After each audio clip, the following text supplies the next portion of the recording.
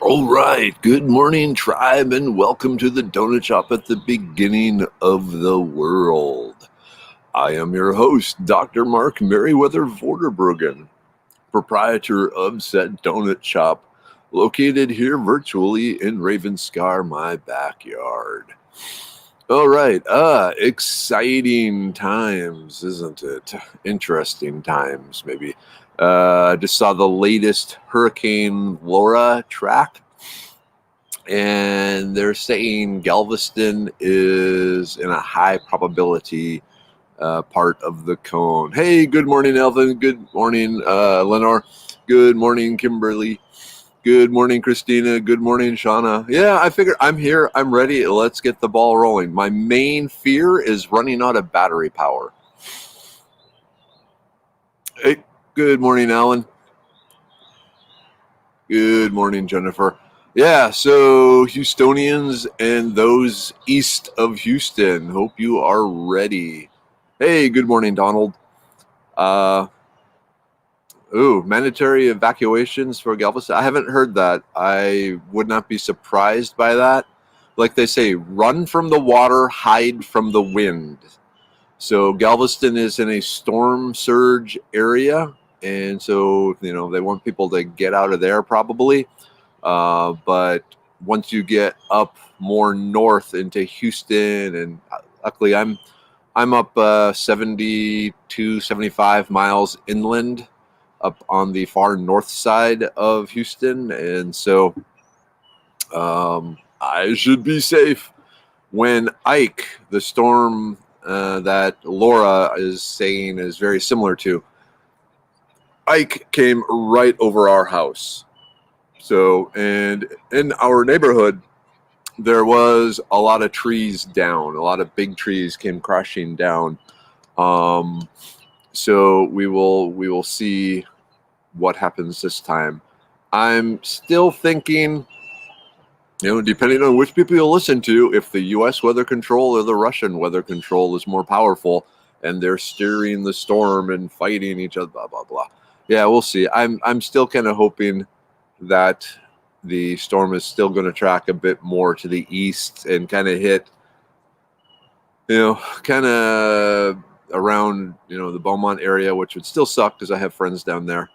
But we'll see what happens. Hey, good morning, Cynthia. Yeah, Kimberly, that's my big fear too from hurricanes. Having been through multiple hurricanes here and multiple flooding events, we were okay. So, but the tornadoes, you never know where a tornado is going to hit, and they can rip things apart. Oh man, Leonard, this should be interesting. Writing a cat 3 in a 1930s house with 3 dogs and 1 cat. All things considered, a 1930s house is probably better than like our 1990s house. I suspect the 1930s house was made with a better quality lumber and a lot heavier, sturdier build to it. Or it could be a little shack. I don't know. But hopefully it's the big hardwood hard house. Good morning, Robert. Elvin, am I in Conroe? No, I'm actually in Spring. So I'm a Springer. Hey, good morning, Mike.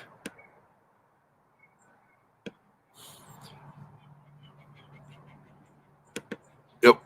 As Tina said, this is a windstorm, not a water storm. The saying is run from the water, hide from the wind. Yep.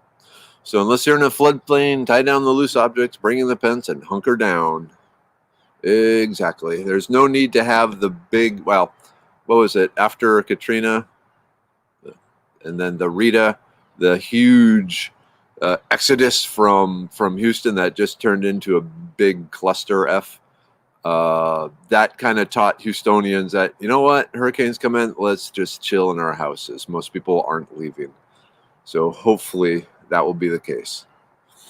Yeah, Jennifer. Okay, I came over your house in Deer Park. You always hear about the eye of the storm, the eye of the hurricane, and I was really curious to experience that because my main experience with that was the hurricane episode of Gilligan's Island, And so it lived up to its billing. It was really freaky and cool. Hey, Julie. Good morning. Hey, Sandra. Good morning from Plano. We might all come up to visit you, or at least us Houstonians.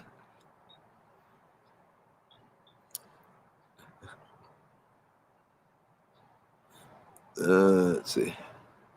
Yep. The Rita evacuation was awful. I live very close to I-45, and so I walked down and just watched it, and it looked like something from some post-apocalyptic novel. It was just this cars just sitting there for, as far as you could see in any direction. Cars pulled over to the side of the road, overheating, out of gas. One of the things, Mayor Bill White, eventually the traffic jam cleared out, and there were still a lot of people trapped along the road. So Mayor Bill White sent out buses to pick up the people and get them to shelters to ride out the storm. So, hey, Kathleen. All right, yeah. In case you don't know, Kathleen completely traumatized and trashed her husband over the weekend by not stopping him from doing something dumb. So it's your fault, Kathleen. Anyway, so yeah, send out vibes to her husband, as she likes to refer to him, her big butthole. Frank. But yeah, he's getting stitched back together. Hey, good morning, Kelly. Yeah, so the Kimberly is asking, I haven't checked this morning. Anyone know the timeline of the storms? And so the latest has it hitting late Wednesday night or sometime early Thursday morning. It's kind of a bummer. So Marcos, was it the tropical disturbance Marcos, stirred up a lot of the water in the Gulf of Mexico and brought some of the cooler water from below up to the top.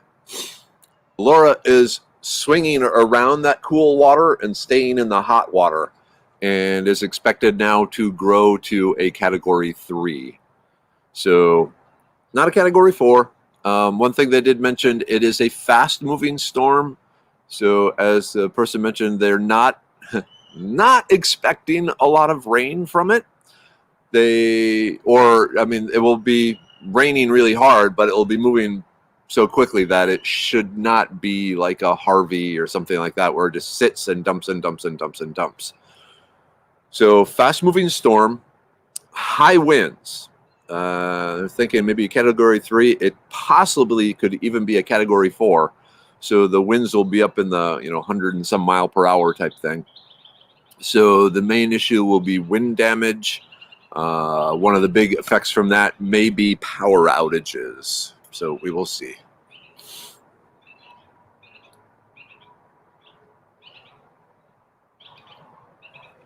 Yeah. And so the storm, unfortunately, is going to come through in the night. So it means at least on Wednesday night, Thursday morning, I'm going to be awake the whole night, keeping an eye on things. Hey, good morning, Dawn. Yeah, let's see. I haven't been on since the plum season. I wanted to tell you there's a stand at Chickasaw plums in Kingwood. Sweet. Oh, that's cool. That gives me hope for mine. Very exciting. Thank you, Tina. I need to talk to some of my Kingwood friends. Yeah. Ironically, the trees that fell the most during Ike in our neighborhood were the hardwoods, the oaks mainly. Oak roots go out and are fairly shallow. Pine roots go down, down, down, down deep into the soil. But what happens, so the oaks just completely tip over.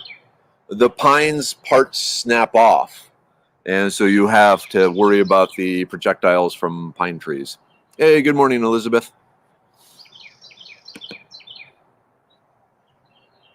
Oops. Passion vine. So, they sell it at a lot of the nurseries and even Home Depot and Lowe's. When you ask a good place for it, are you asking where's a good place to plant it or a good place to find it? As far as a good place to plant it, some place where it has plenty of things to climb on, but it likes the pretty much full sun, but it does require a fair amount of water because it is a fast growing plant, and so it needs the water to grow. Hey, good morning, Melanie. Good morning, Stacy. Good morning, Elizabeth. Hey, Chris, how you doing, man? Are you back in Houston, or are you over off somewhere else? Or are you going to be storm flying? Hi, hey, April. Oh, April lost a large sweet gum during Harvey, largest tree in her property. That sucks. Hopefully the sweet gum didn't hit anything, because sweet gum trees are big. Yep, and Tina is absolutely correct. The oaks have a much larger canopy, and so they act like big sails, so there's more leverage being pushed on them. That's why you need to talk to a true arbor to prune your trees in the spring, especially your oak trees, and open them up so the wind can get through. Okay, Kelly, yeah, plant it. So sunny areas that are easy to water. Oh, cool. So Tina Cobbs writes, I taught science and we looked at why full leaf trees fell more than dead trees and or straight up pines. Did you calculate the force of the wind on the surface area? Because that would be cool.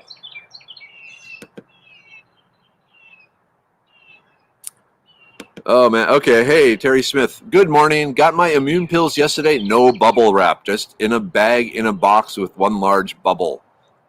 Arrgh, that makes me angry. Amazon is really thinking around here. It should. So, like I said, we've paid Amazon extra to wrap the bottles in bubble wrap and then put them in a box with padding. And it sounds like they decided not to do that.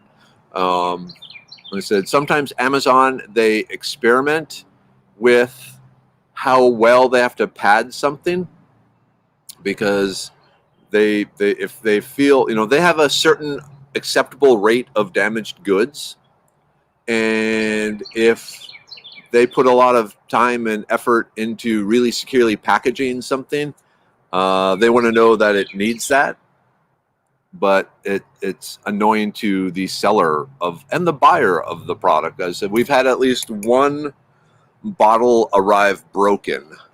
So, and we had the person report it to Amazon, but that is an Amazon thing.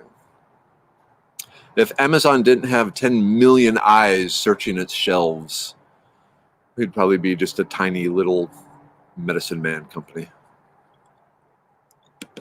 Okay, 5th grade science. Yeah, I guess you're not going to calculate big things like that.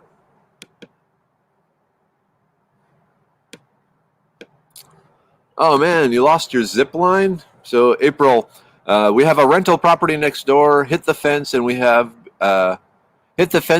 between both properties, but we used it for a zip line, so we lost that. That was when the sweet gum fell. Zip lines are fun.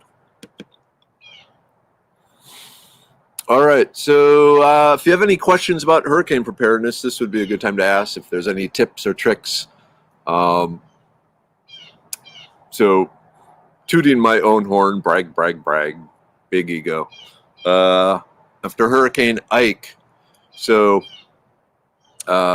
it came out that I helped, take care of the neighborhood during Hurricane Ike. Long story short, Popular Mechanics contacted me and had me do a series of presentations for them for their home preparedness traveling conference thing on hurricane preparedness. So, oh, hey, okay, hey, Dad. Oops, just a minute here.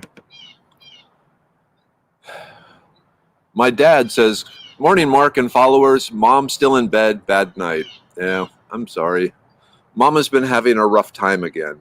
So she's halfway through the chemo, and it's starting to kind of kick her tuchus some. So prayers to Mom. Treat her well, Dad. Okay, let's see. Dawn asks, wanting to replace 2 end-of-life ash trees with something for maximum usefulness front yard northeast of Austin. I guess part of it depends on the homeowners association. If they have some rules on that, my personal favorite, if you could get, well, no, I was going to say the Texas persimmon. The issue with the persimmon is that there are male trees and female trees. Only the female persimmons produce fruit, and the normal ratio of males to females is 7 or 10 males to 1 female, and you can't tell at the beginning, at least until like year 7 or so, if the persimmon seedling is male or female. So that one's probably out.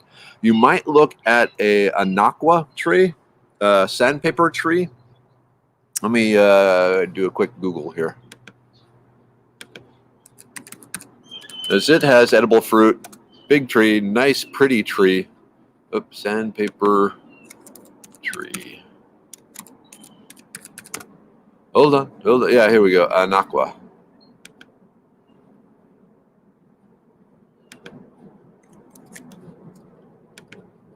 All right, Dawn. Austin front yard tree. So this is a good one. Also, of course, pecans. You might be able to get by with a pecan tree there or 2. Probably can't do pine.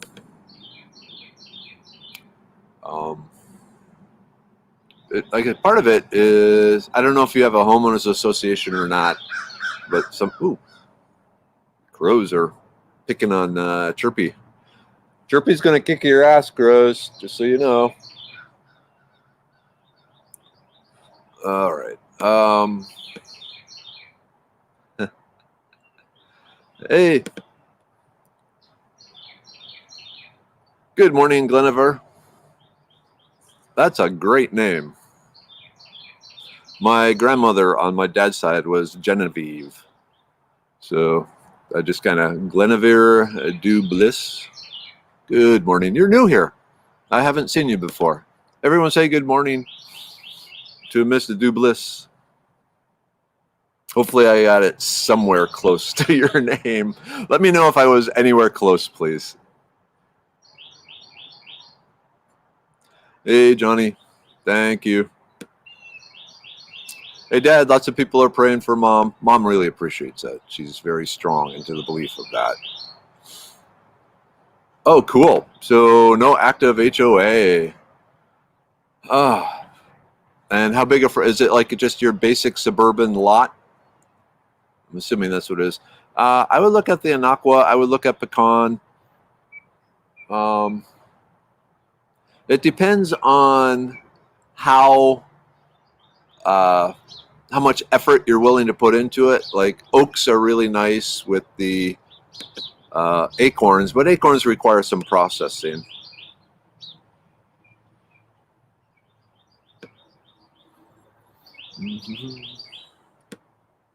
All right. Oh man, yeah. So April. Oh, hummingbird. Bye, hummingbird. Okay. So April, I got 2 large dead trees on the east of my house, leaning over our fence. So many times to cut them before it falls on our house. Wish they would have. Yeah, that's a problem, especially now. Because we're getting close to the storm hitting. My understanding is anything that's over the fence on your side, you can trim. But I would talk to a property rights lawyer, or at least Google it rather than trust your medicine man here.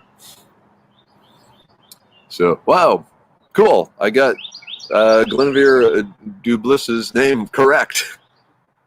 I had to think long and hard. Luckily, I got the brain pill to help me. But people are welcoming you.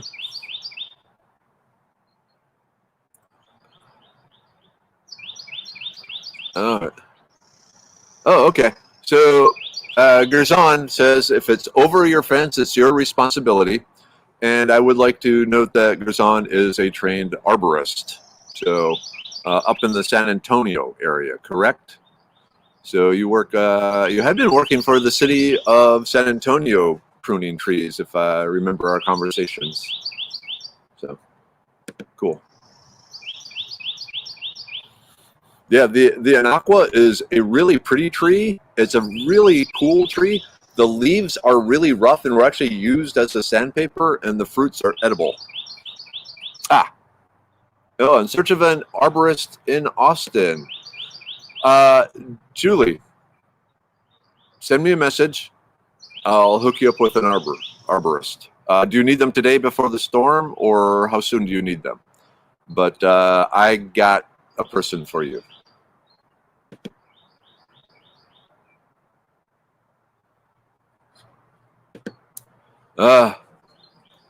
Guinevere, yeah, like what you do, too bad I just have an apartment. Well, houseplants, there's always houseplants. Oh, okay, there's on the Parks and Rec. Okay. Actually, Gerzon, okay, if you're Gerzon, talk to Julie. Julie, talk to Gerzon. And maybe we can hook things up. All right. Okay, so Julie, you don't need it right now. Is that the no? Hopefully, yeah. It's up in Austin, you should be fine from the storm. Need my coffee. Love my coffee. So it'll be interesting. So, like when Ike hit, our neighborhood was without power for 6 days. I am set up to go off the grid. I got a generator and solar panels and so forth. One of the issues during Ike was that all the phone lines were down.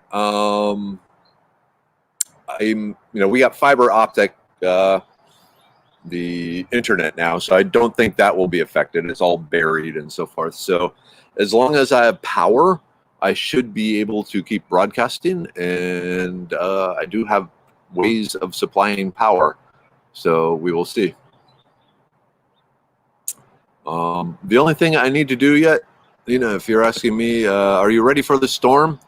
2 things. I meant to fill up some gas cans yesterday. I didn't get around to it, so I want to fill up my spare gas cans. And then I also just want to double check my grill to make sure my grill works. But I got like a propane power generator, plenty of propane for that. And then the solar panels and food, and been making, ice quite a bit. So we're good. Hey, good morning, Billy. Welcome to the tribe. Billy Joe Nelson. I have you been here before? I don't recall seeing your name. If not, welcome. If you have been, I apologize for not remembering you. Oh, there's an idea. So Kelly writes, I lived in an apartment for 11 years. I talked to the owner into letting me plant a garden way in the back of the property, and we container garden down the patio. I forget the area. It filled the need. So yeah, the container gardens, that's always nice. Oh, here's a good question. So Sandra, would there be an eye pill in the future? And yes, that is actually one of the things far down the list. I have about 52 different pill concepts now, and one for eye health is on the list. There are a number of herbs. In particular, there is actually an herb called eye bright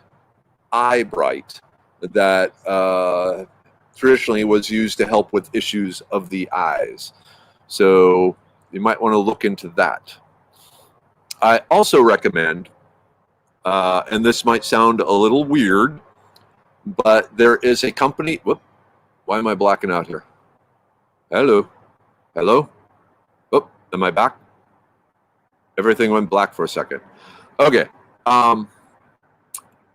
Sandra, there is a company called Ancestral Supplements, and they sell basically nose to tail freeze-dried, desiccated, capsulated beef organs. So historically, humans, for tens of thousands of years were hunting, they ate all parts of the animal. I mean, they ate the brains, they ate the spleen, they ate the intestines, they scraped out the lard, the everything. They didn't let any part of the animal go to waste. It was all food. And there's a lot of research that shows the fact that we don't eat those organ meats anymore has us missing out on a lot of nutrients and vitamins and so forth that were beneficial, and there are a number of health issues. Long story short, Ancestral Supplements sells freeze-dried, desiccated, encapsulated beef eyeballs. And then the theory is the beef eyeballs contain all the components that are needed for healthy eyeballs that most people are not getting anymore. Like if you like me and you eat the fish eyeballs and so forth, you get some of them. But there's suggestion that adding the beef eyeballs to your diet, and they're not eyeballs, they're capsules. It's all frozen and powdered and everything. Now, as far as scientific research on eating beef eyeballs for your own personal eyeball health, I have not looked into it. It's just something I've come across. So something to think about.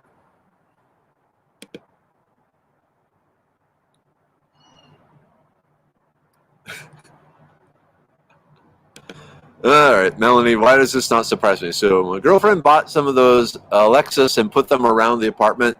So far, the only use I've found for it was to make it play Baby Shark all over the apartment at 2 a.m. Yeah. Okay, so Melanie, you do understand that it's been found that the song Baby Shark is actually an ancient Sumerian summoning spell for demons and so forth, and the belief that 2020 is so bad is because everyone was chanting the Baby Shark song. So you might just be contributing to the terror of 2020 here. Just a theory, though.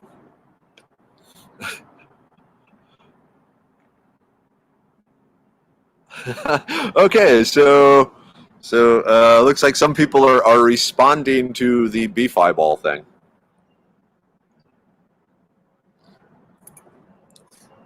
That's what's interesting. So, whoa, the hell was that? In a number of cultures, they eat all the parts of the animal. My dad loves all the deer organs, the kidneys, and the liver, and the heart, and all that. That's what we evolved eating. We didn't let anything go to waste. Yeah, the ancestral supplements, they have the brains, they have the liver, they have the spleen, they have a mixture of organs, they have the eyes, they have the testicles, they have the tallow, they have the intestines, they have the throat cartilage. Basically, all the different parts of the animal that we now go, so, oh, want to see my imitation of a scary space, alien, non-human? Okay, my kids like it. Oh, see, wait, is this a pun? I can't see me eating an eyeball. I'm sorry, that made me giggle. Okay, and it's not an eyeball. It's a powdered, desiccated, eyeball powder, basically. Pamela, thanks for posting the info on the woolly croton this morning. I thought it was some kind of sage all over my garden. I'm glad I didn't ingest it. Yeah, I'm glad you didn't ingest it either. So, I got a plant post up this morning, the Texas woolly croton. It's often mistaken for some sort of sage because it has a sage-like smell. It's kind of kind of gray. The leaves are kind of gray and fuzzy. And so, it's often mistaken. But what it does, if you consume it, is it screws up your ability to thermoregulate. And so it was used as a way of inducing high fevers in people that were in the last throes of some sort of bacterial infection. So by the Native Americans, if you had some sort of, they didn't know about bacteria. They just knew if some people were sick and they had a fever, they got better. So they would give them the tea of the woolly croton leaves, have them jump around and run around for a bit, and then wrap them in blankets and just set them in the corner. And their temperature would shoot up and stay up for about 3 days.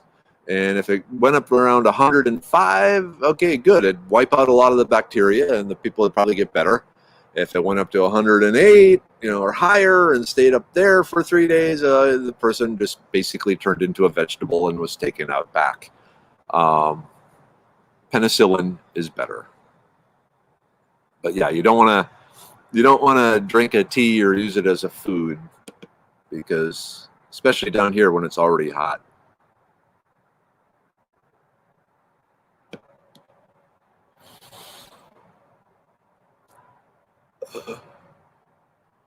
All right, what else we got here? Okay, so fish eyeballs are really good for you. You can eat them raw. I have not eaten them raw, but I like using them as a thickener in fish stew. So when I cook the fish stew, I'll leave the eyeballs in. And this is going to disgust some people. The trick is you got to slit them open some, though, so the stuff, the jelly inside can come out. Okay, if liver is so good for you, why won't my dogs eat it? That's a good question. I don't know. I will say my mom hated liver. Liver is extremely iron rich, absolutely loaded with iron. And my mom talks about how when she was growing up, she was diagnosed with anemia, iron deficiency. And so she had to eat barely cooked liver multiple times a week, and just absolutely hated it. My dad loves liver and loves cooking up liver and onions. And so whenever he does that, mom just has to leave the house. So, but as far as your dogs, I don't know. That's surprising, because most dogs I know, they love the liver. Bad livers? Wait, that's a band. No, that's not a band. That was a lifestyle until the arrival of the liver pill. Woohoo! Hey, speaking of which, perfect timing, Kelly. It's time for the group take. Okay, so those of you who have ordered the Medicine Man liver pill, let's do that. Like I said, I'm going to take all 4 of mine this morning, just to get it out of the way. And so, yeah, 4 capsules of the liver pill.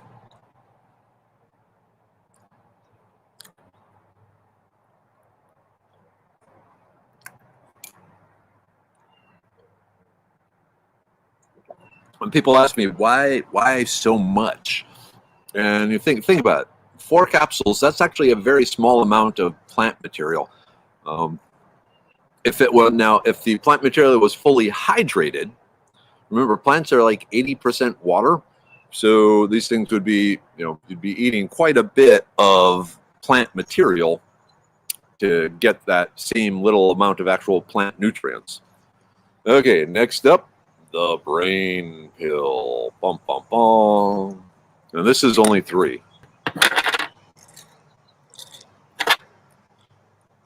Like I said, this is my personal favorite. And drink.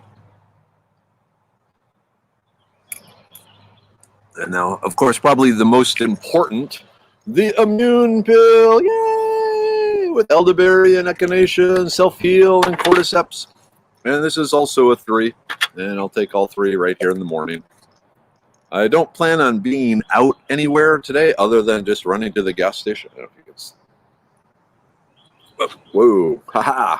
See, that's what I was talking about. One of the strange side effects in me for the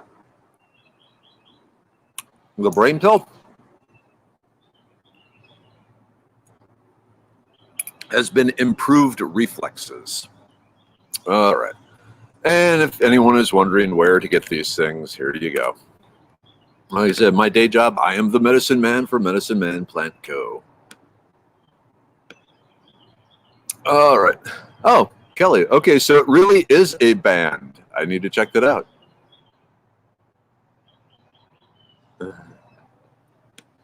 Mhm.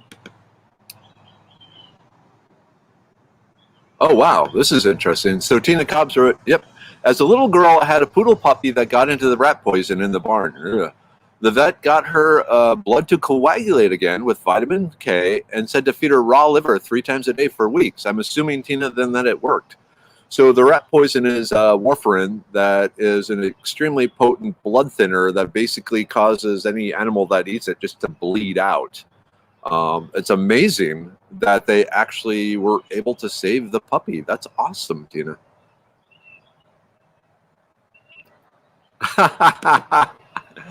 Dana Carpenter, my 6-year-old is listening and wanted to make sure that liver your dad ate was rinsed first. You know, knowing my dad, tell us about eating liver if you're out there yet. Oh, here's a good one.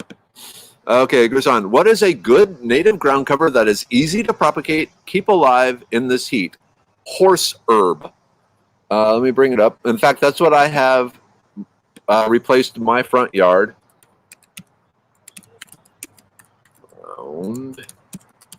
And also known as straggler daisy. And it's actually becoming a very popular ground cover. Ground cover. So just posted a link there. Oop, come on. Okay. So low water ground cover horse herb. It forms. Do I have any back here? I got some over there. Okay. Small little creeping plant, thick mat, little yellow flowers, about yay tall. So it's really good there. Let's see. Okay, Chris Holkett, why do you think we developed such a distaste for organs? My theory, it was an economic bravado, or if you've ever heard the term conspicuous consumption. Eating the organs became associated with being poor. If you had money, you had wealth, you ate, the prime cuts and so forth, and you left the guts for the servants and so forth. And so it just became associated with that, and it became, more and more distasteful to eat it because it was like, only the poorest of the poor would eat it. That's my guess.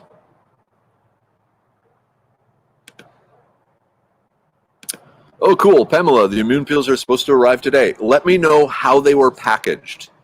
Like I said, they're supposed to be wrapped in bubble wrap, put in a small box, and then either have big air bubble packaging material or a bunch of paper wadded up with it. But I'm getting reports that Amazon is not doing what we have paid them to do. So I want to check that out. Whoop. Yeah, I heard that. So Gerson is saying, like lobster in Maine. It used to be, that the lobsters were considered the poor person's food because they were so plentiful and cheap. And somehow they got switched over into the rich, fancy things. Man, it's been... I don't recall the last time I had lobster. Oh, well. Lobster is good, man. This lobster with some butter. Oh. Okay, so do horses eat horse herb? Yeah, horses will eat it. Is it edible to humans? It is non-toxic to humans. There's no poisonous stuff in there. But there's also no nutritional value for humans in horse herb.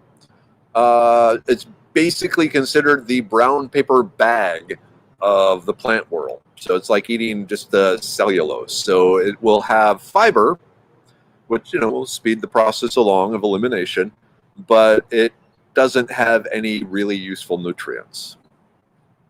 And actually, the name horse herb isn't about horses like in your profile picture. It's another term for rough or coarse, going back to like, I don't know, Germanic or something like that. So a lot of times, like the horse herb, it's another A true translation of its name would be the coarse herb. So, but non-toxic to humans, but other than a big lump of fiber, not a whole lot going on.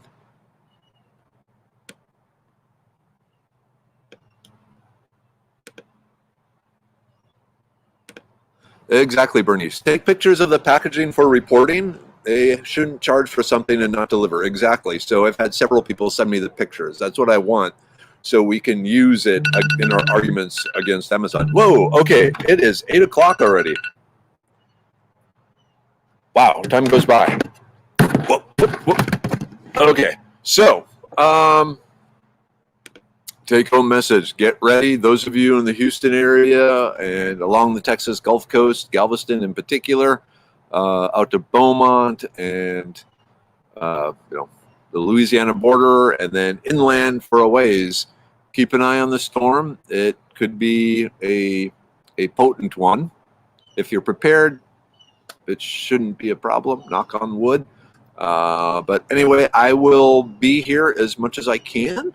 There's a good chance I might even just do a live broadcast. If it hits our neighborhood, if it's coming in, yeah, I'll probably do a live broadcast from the storm, and we can all hang out and have a storm party. But we will see. Okay. At that point, thank you all. Sorry if I missed saying good morning to you. Sorry if I missed your questions. Like Lily. Good morning, Lily. Good morning, Roxana. Hey, Nathan. Good morning, Nathan. So, yeah. All right. Take care. See you soon. Well, tomorrow. All right. Goodbye.